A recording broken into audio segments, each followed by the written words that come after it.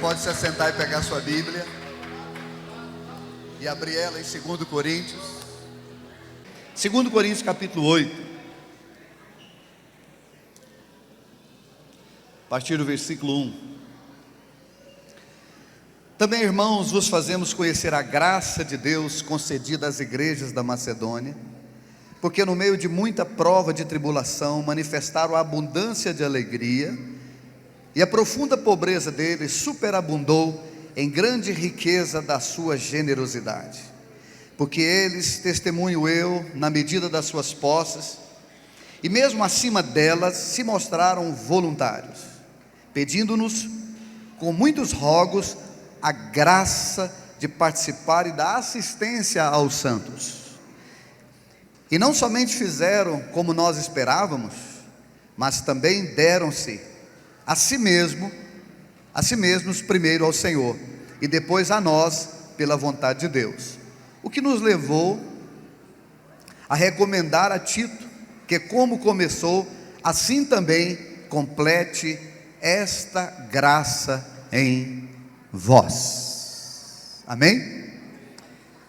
O Espírito Santo não é um prêmio para os fortes, mas é um presente para os fracos. Isso tem mudado a minha vida, irmãos. Vamos dizer junto, diga comigo: o Espírito Santo não é um prêmio para os fortes, mas é um presente para os fracos, dos quais eu sou o mais. Queridos, eu digo o mesmo a respeito da graça de Deus. Amém? A graça de Deus não é um prêmio para os fortes. A graça de Deus é um presente para os fracos. Amém? Eu costumo dizer que graça, irmãos, é uma capacitação de Deus que nós recebemos. Você está capacitado a vencer por causa da graça de Deus. Você está salvo por causa da graça de Deus, que te capacitou para isso. Não havia nada em você, nenhuma obra em você, e nada que você podia fazer para ser salvo, mas Deus te capacitou com a graça dele. Então a graça é um presente para nós. A graça é um presente para os fracos. Talvez um dos piores momentos da vida de Paulo, ele estava numa prisão, irmãos. Ele estava numa fortaleza. A palavra de Deus diz que o Senhor Jesus apareceu do lado dele, colocou a mão no ombro dele e disse: coragem. Hoje Deus está falando para algumas pessoas aqui: coragem. Talvez você está assim como Paulo. Ele tinha testemunhado em Jerusalém e agora ele ia para Roma testemunhar. Ele sabia do que ia acontecer, ele sabia do que ele ia enfrentar. Mas Deus, irmãos, Ele é presente, Ele é socorro na hora da tribulação. Naquele momento em que você não tem mais forças, Deus aparece. Foi Jesus que apareceu literalmente para ele, irmãos. Colocou a mão no ombro dele e disse: coragem. Em outras palavras, você não está só. Eu e a minha graça está com você. Quem aqui está debaixo da graça de Deus, diga amém. Diga comigo: é a graça de Deus que me capacita a viver em Deus. Amém? Em outro momento, Paulo tinha orado a Deus por 3 vezes. Está aqui, ó. Passa algumas páginas, capítulo 12. Olha aí no capítulo 12. Versículo 8 diz assim: Por causa disso, o espinho na carne, 3 vezes pedi ao Senhor que o afastasse de mim. Então ele me disse: a minha graça te basta. Olhe para mim, depois você lê o texto em casa. Paulo está falando aqui de um espinho na carne, que eu particularmente creio que era um demônio que atormentava ele, porque ele diz que era o mensageiro de Satanás. O mensageiro de Satanás é demônios. E Paulo orou por 3 vezes para Deus afastar aquele espinho, aquele demônio, aquela situação da vida dele, e Deus não afastou. Às vezes você ora 1, 2, 3, mais vezes, porque você quer se livrar de algo, e você não consegue. E você pensa, será que Deus não quer que eu fique livre disso? Será que Deus não está vendo? Quem já fez essa oração? Será que Deus não está vendo? Aí ó, será que Deus não está vendo? Está vendo, irmãos? Você está debaixo dos olhos do Senhor. Mas existem coisas que a graça de Deus te basta, que a graça é suficiente. O número 3 na Bíblia é o número de limite. Ele orou 3 vezes, e depois de 3 vezes, o Senhor diz: a minha graça te basta. Porque a minha graça, ela é para justamente esses momentos que você está. Irmãos, você vai desfrutar da graça de Deus nos momentos de fraqueza. Escute isso. É nos momentos de fraqueza que você vai provar da graça de Deus. Sabe, irmãos, as igrejas da Macedônia, eles conheceram a graça de Deus, mas muitos de nós ainda não conhecemos. As igrejas da Macedônia, irmãos, não tinha nem Bolsa Família, não tinha cartão de crédito, não tinha cheque especial, não tinha papai, não tinha mamãe, não tinha governo para eles escorarem. A palavra de Deus diz aqui que essas igrejas, irmãos, estavam em profunda pobreza. Sabe por que muitos de nós ainda não provamos melhor da graça de Deus? Porque nós ainda temos o gerente do banco, nós ainda temos cartão de crédito, cheque especial, alguns têm aposentadoria, essas coisas que nós escoramos, que nós nos agarramos nela. Mas eu estou cada dia mais convencido, irmãos, que muitas vezes Deus quer nos ensinar a graça, tirando de nós aquilo que nós usamos como muleta, para nós sabermos que Ele é suficiente para cuidar de nós. A minha graça te basta. Pode ficar tranquilo, você vai chegar lá. Eu pergunto para vocês, queridos, Paulo chegou ou não chegou? Chegou. Eu estou sem carro, todos sabem. E ontem eu estava com um irmão e encostou um tipo do meu lado. Quem conhece o tipo? É um carro da Fiat. Mais ruim que dançar com sogra. Quando o tipo encostou do meu lado, eu disse: que carro lindo. Aí o pessoal dentro do carro começou a rir, né? Que carro lindo. Quando você não tem nada, qualquer coisa é maravilhosa. O irmão disse assim para mim essa semana: pastor, que carro o senhor quer? Vai, manda. Eu falei: até um Fusca, até o Fiat 147.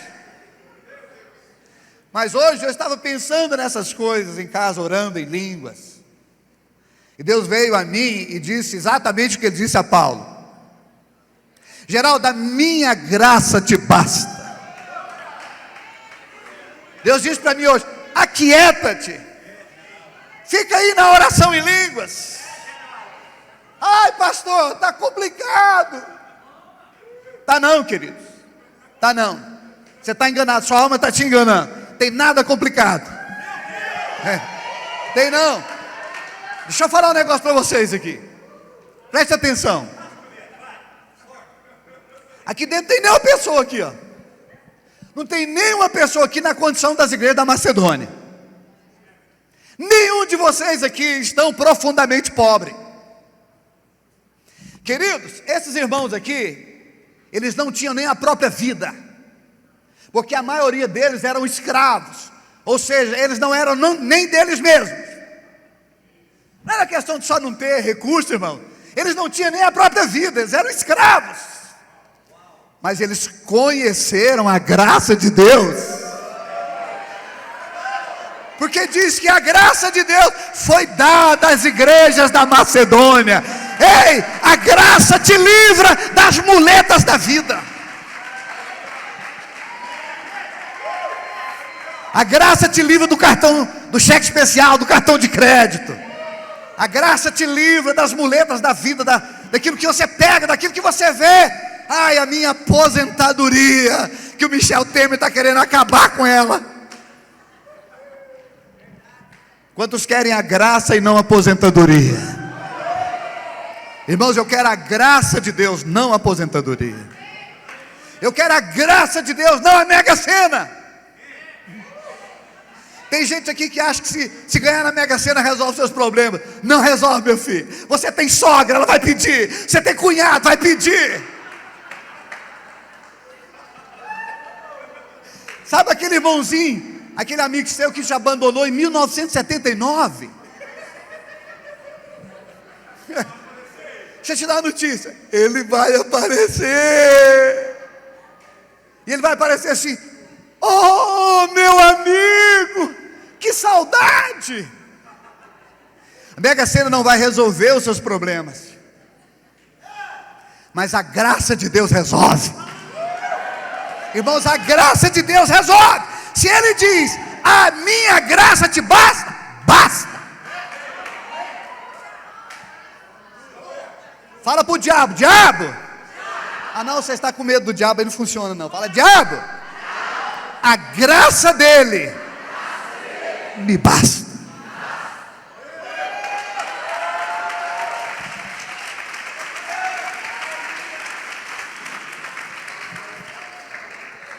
Deus está cuidando de mim maravilhosamente bem. Mas eu vou contar um negócio para você, meu filho. Essa alma que está, pensa numa alma que está gritando. Pensa no Geraldo que está morrendo. Estou mudando meu versículo hoje é outro. Dia a dia morro, e dia a dia conheço a graça de Deus.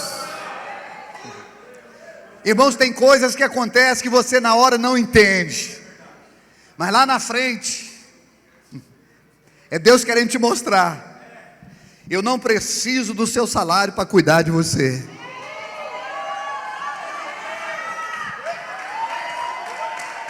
Pare de se humilhar a homens. Irmãos, eu estou longe de ser um profeta, mas eu vou ser aqui agora. Em nome de Jesus. Pare de confiar em pessoas. Pare de esperar em homens. A graça de Deus está cuidando de você. O favor que você não merece.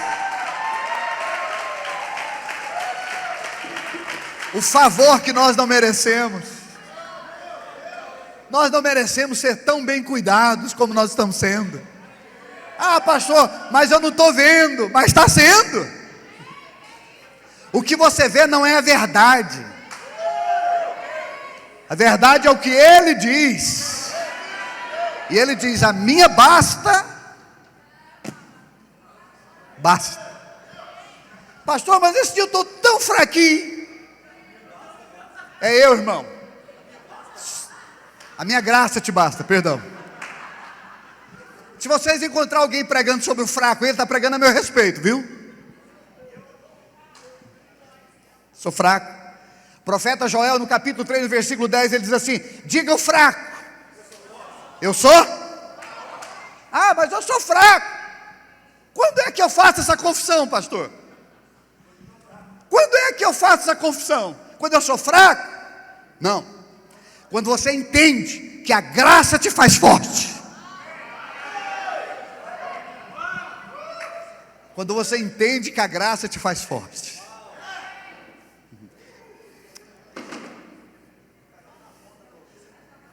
Pastor, como que eu me fortaleço? Debaixo da graça? Ontem, quando eu estava pregando aqui no final, um irmão me procurou. Ele disse: pastor, eu recebi muito dessa palavra. Essa palavra me ajudou muito. E eu preciso da graça para orar mais. Eu disse para ele: eu vou orar com você. Porque nesses últimos dias, Deus tem derramado sobre a minha vida, irmãos, uma graça para a oração.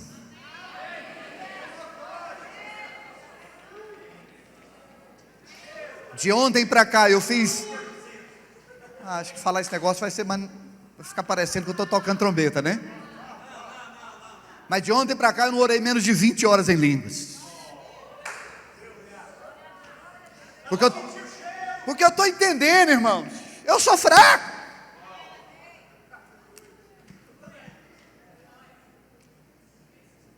Mas é me fortalecendo em outras línguas que eu vou me fortalecer na graça de Deus.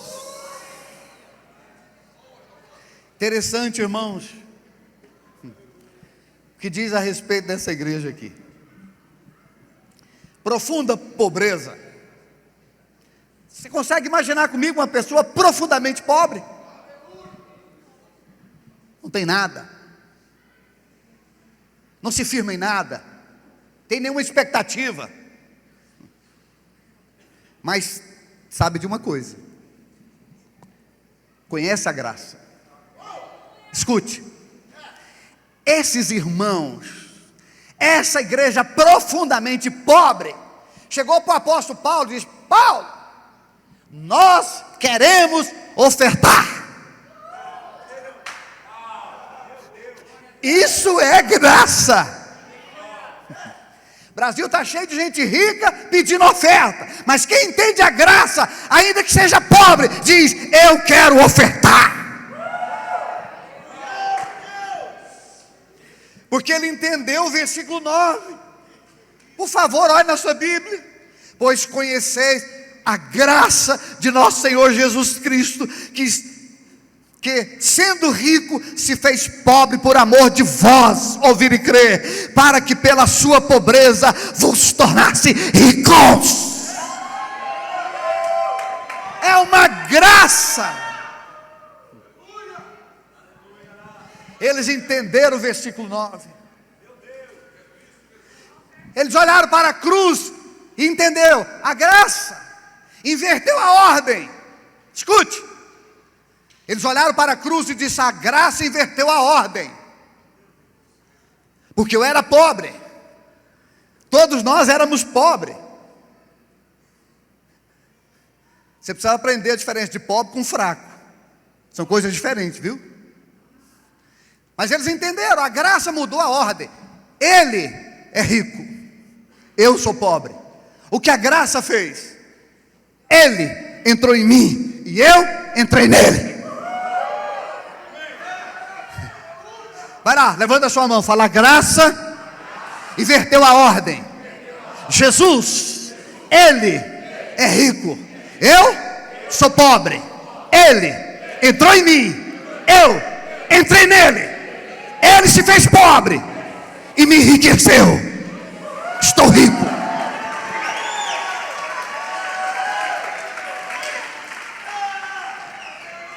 Pastor, por que ainda não tem uma série de coisas que eu sonho? Porque até hoje você está colocando o coração nelas. É porque você está colocando o coração nelas.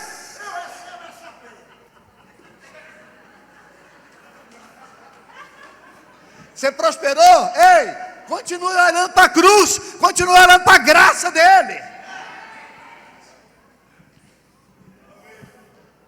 Estava morando lá na última rua de Goiânia, agora está no Alphaville. Continue, é a graça. Não olhe para as coisas, olhe para a graça. Queridos, esse é o segredo da prosperidade. É não olhar: eu estou de carraço, eu estou de casona. Eu não estou de carraço, irmão, mas eu estou feliz, porque eu sou rico. Eu não parei de olhar para a graça. Meu filho, você pode ter uma Land Rover hoje, amanhã é por ferrugem. Amanhã é um monte de ferro velho. A graça não, irmãos, ela se renova sobre a nossa vida a cada dia. Graça e misericórdia está unido. A graça e a misericórdia caminham junto, irmãos. Todo dia Deus vem a você e diz: meu filho, a minha graça vai cuidar de você hoje. Mas eu estou preocupado porque eu vou comer, porque eu vou vestir, porque eu vou beber. Aí Deus olha e diz: meu filho, essa não é a preocupação de quem entendeu a graça. Essa é a cabeça de quem ainda não entendeu a graça. Essa é a cabeça do ímpio, que está indo lá em Trindade a pé para merecer. A sua não. A graça te fez filho. E você não precisa se preocupar com isso, porque o seu pai sabe de tudo que você precisa.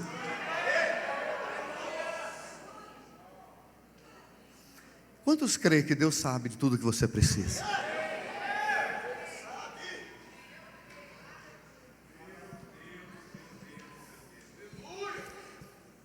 Tem um irmão aqui que me deu excelentes ofertas. E essa semana eu fui para agradecer ele, irmão. Eu estava caçando palavra. Como que eu chego? O que eu falo para ele? Eu dou um beijo nele, eu abraço. O que eu faço? Tamanha era a gratidão. Mas eu não consegui expressar para ele toda a minha gratidão. Quando eu saí de perto dele, Deus veio a mim e disse: Geraldo, quando você anda em mim, quando você anda na graça, na fé, eu fico igual você. Eu não sei como que eu faço com você, tão feliz que eu fico. Eu não sei se eu te beijo ou se eu te abraço, porque você me obedeceu, porque você creu. Queridos, Deus quer que você crê. Deus quer que você crê. Eu não sabia expressar para ele. Saí perto dele, comecei a chorar. E Deus falou comigo, falei: agora que eu choro mesmo. Falei: Deus, o senhor não chorou não, né? Deus tem sentimento, irmãos. Deus tem emoções. Deus tem senso de humor, né? Você consegue olhar para um macaco e não rir? Foi Deus quem fez ele, né? Às vezes Deus fica assim com a gente também. Irmãos, como é bom entender a graça. Essa inversão de que eu saí da pobreza, eu entrei num lugar onde eu não sou mais pobre. Ele me enriqueceu. Mas aí, irmãos, nós precisamos não só de crer e de entender a graça, nós precisamos depender da graça. Porque esses irmãos chegaram para Paulo: Paulo, nós queremos ofertar. Olha o versículo 4: pedindo-nos com muitos rogos, pedindo o que, irmãos? A graça de participarem da assistência aos santos. Pergunta para mim: pastor? Todo mundo: pastor? Pobre oferta? E muito pobre? E profundamente pobre? Se conhece a graça, oferta. Se não conhece, pode ter milhões que é avarento. Mas se conhece a graça, oferta. Essa palavra rogar aqui, irmãos, é gritar em voz alta. Sabe o que eu imagino? Que Paulo ficou constrangido, querido. Vendo a situação deles, Paulo ficou constrangido. Porque Paulo estava levantando uma oferta desde Jerusalém. Escute isso. Desde Jerusalém que Paulo vinha levantando uma oferta para missões, não só para os missionários, mas para as pessoas que estavam passando necessidade na igreja.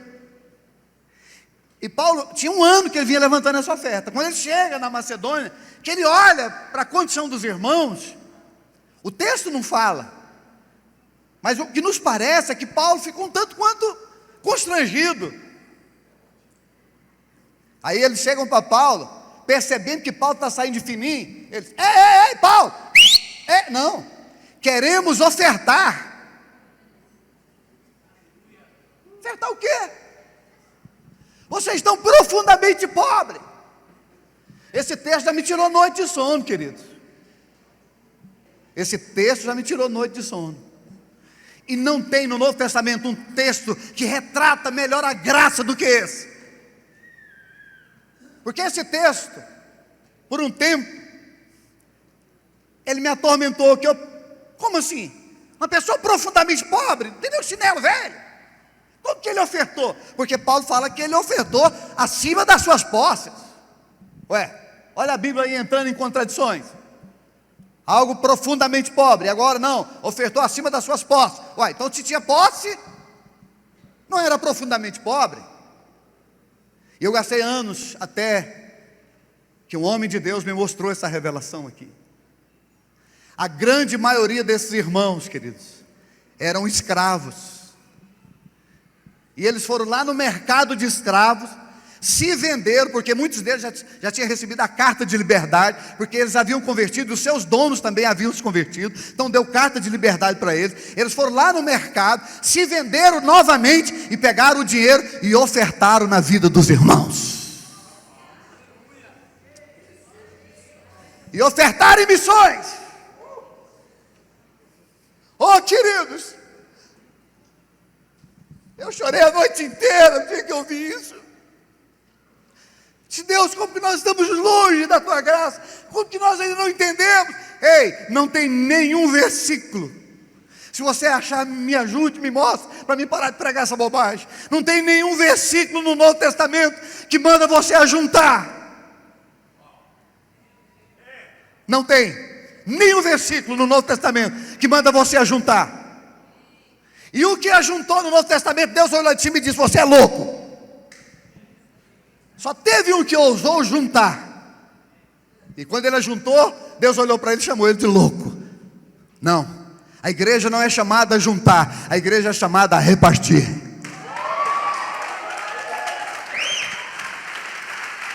Vamos aplaudir melhor, irmão. Vamos aplaudir. Isso não é meu, é dele. A igreja não é chamada a juntar, a igreja é chamada a repartir.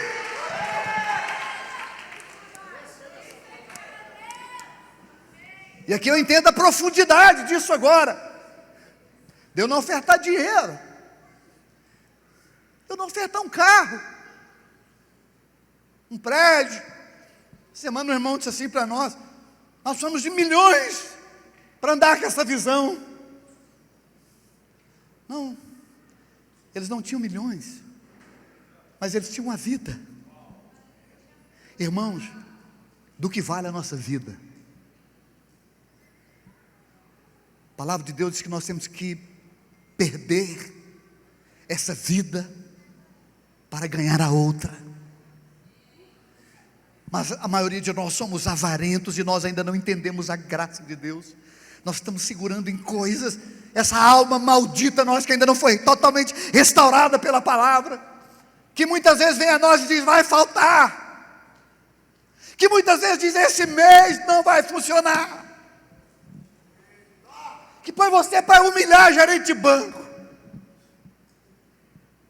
põe você muitas vezes, queridos, para questionar até o que Deus falou com você. Ontem eu estava pregando para os irmãos aqui, e eu estava mostrando para eles no Salmo 11. No Salmo 11, o salmista faz uma declaração: o Senhor é a minha força, Ele é o meu refúgio, eu me refugio nele. Quando ele acabou de fazer aquela confissão, a alma dele diz para ele: foge, foge como pássaro. Queridos, se você não conhece a graça de Deus, você foge. Mas se você conhece a graça de Deus, você permanece. Quem conhece a graça de Deus, permanece. Fica lá, porque sabe que Ele vem, porque Ele é socorro presente na hora da tribulação. Ele não permite além do que você suporta. Irmãos, Deus realmente não permite. Eu estou podendo falar isso para vocês. Deus não permite além do que você suporta. Ele é Pai. Os irmãos gritam a Paulo: Paulo, por favor, não nos deixe fora da oferta. Não nos exclua, porque nós entendemos. Ele carregou a nossa maldição. Você pode dar um glória a Deus, irmãos? Ele carregou a nossa maldição, ou as nossas maldições. Se você estudar a palavra pobreza, você vai alcançar a palavra maldição. Mas Ele carregou, Ele tomou sobre si, Ele assumiu a nossa forma, Ele empobreceu para nos enriquecer. Sobretudo, irmãos, da graça. Quando eu estou falando hoje de riqueza, eu não estou me referindo a dinheiro, eu estou me referindo à graça de Deus, que nada pode comprar. Agora essa graça não tem como, ela traz como resultado o suprimento, os cuidados, a bondade do Senhor, o recurso na hora certa. Ele é presente na hora, não é amanhã, é na hora. Pastor, por que ele não veio ainda? Escute, porque não chegou a hora. Mas pode ficar tranquilo, ele vai chegar. Fica lá confiado na graça dele. Pastor, por que no início o Senhor mandou a gente levantar as mãos e dar graças? Porque Jesus era assim. Ele sempre levantava as mãos e dava graças por tudo, porque ele sabia que ele tinha um pai que não falhava.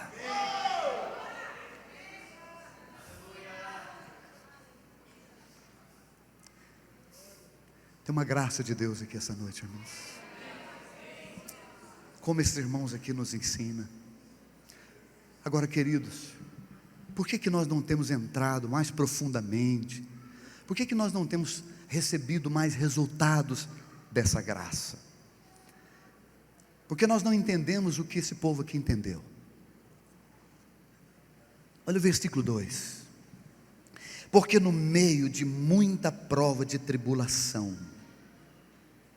Qual era a situação deles, irmãos? Muitas provas de tribulação. Quem já passou por isso aí, faz um sinal. Acho que eu estou passando ainda. Muitas provas de tribulação. Pergunte para mim, pastor. Todo mundo, pastor. Quando eu tiver em muita prova de tribulação, o que eu faço? Manifesta abundância de alegria. Porque a provação não é ponto final na sua vida. Porque a tribulação não é ponto final. Ei, ele já nos ensinou, tem prazo de validade.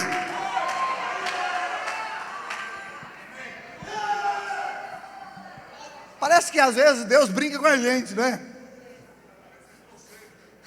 O apóstolo Tiago, ele diz: irmãos, tende por motivo de toda alegria o passar por várias provações, sabendo que a provação da vossa fé, uma vez provada, aprovada, vai dar a vocês, não carro de luxo, não casa, mas vai dar a vocês perseverança, para vocês se firmarem na graça de Deus, e ver que Ele não falha. A nossa dificuldade, irmão, é administrar essa alma nossa na hora das grandes tribulações. Talvez essa seja a medida mais difícil da vida cristã. Administrar essa alma nossa na escassez. Vai lá, seja verdadeiro, a noite cura. Quem aqui, quando falta dinheiro, você fica mais carnalzinho? Nós dois. Velho, eu acho que nós dois somos os mais pecadores desse lugar aqui. Quem aqui fica de mau humor quando o negócio lá, quando você vai lá no banco e coloca o cartão e o negócio lá não está fácil? Quanto fica? Achei que era só eu.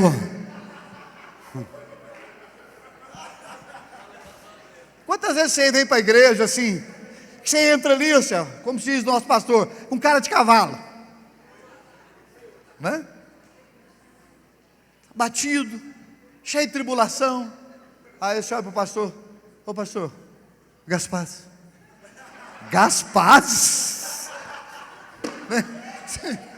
A alma velha está tão abatida, porque só tem tribulação para todo lado que olha. Meu Deus, irmãos, tem dia que parece que o capeta acha só a gente.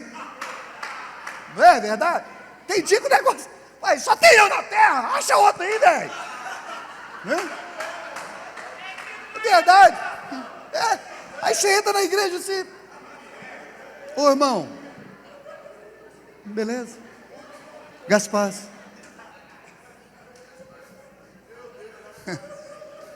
Como que era para entrar? E aí, galera?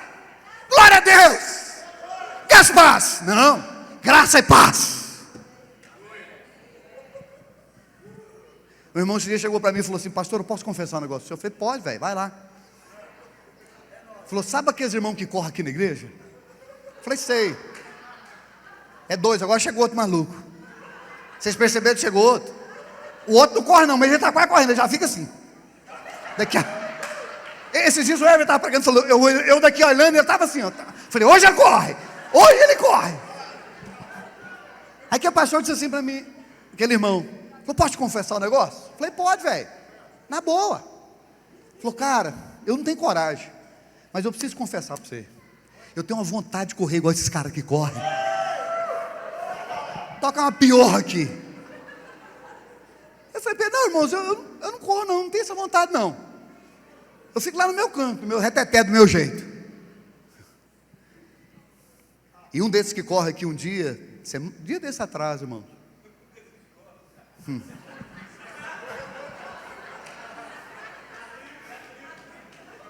Ele não estava legal não, irmão.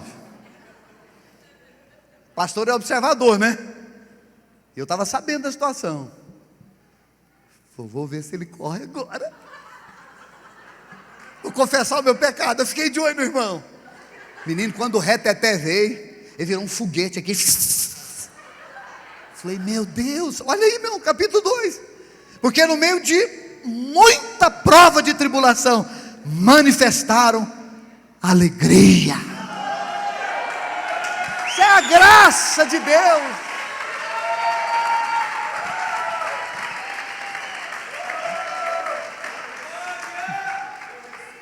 Eu estava lá na África, né? E os irmãos cantando, já tinha umas 4 horas cantando. E eles cantam rindo, não sei como é que eles conseguem. Canta e dança e todo mundo rindo. E eu lá esperando para pregar, né? Quando eu fui pregar, eu perguntei esse pastor, já tinha umas 4 horas que eu estava cantando e dançando. Falei, pastor, quanto tempo que eu tenho? Ele falou, vai aí, o tanto que você aguentar aí. Irmãos, eu preguei debaixo de um zinco, preguei. Passei para o pastor, falei, deve acabar o culto agora, né? Aí o pastor pegou o microfone, mas pregou mais 40 minutos falando sobre a ceia. Tomaram a ceia. Acabou a ceia, disse, agora vamos louvar. Já era 2 horas da tarde, eu estava até bambo de fome.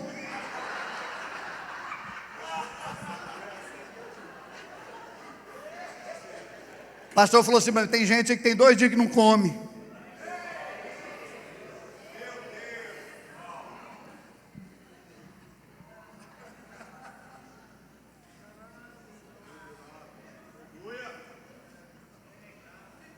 Que nós ainda não entendemos a graça, irmãos. Como que pode uma pessoa profundamente pobre se alegrar, manifestar alegria em profunda pobreza? A verdade, queridos, é que nós murmuramos demais. Eu sou o pior de vocês todos. Eu sou o principal. Mas ainda no versículo 2 diz assim: manifestavam abundância de alegria, e a profunda pobreza deles superabundou. Oh Jesus!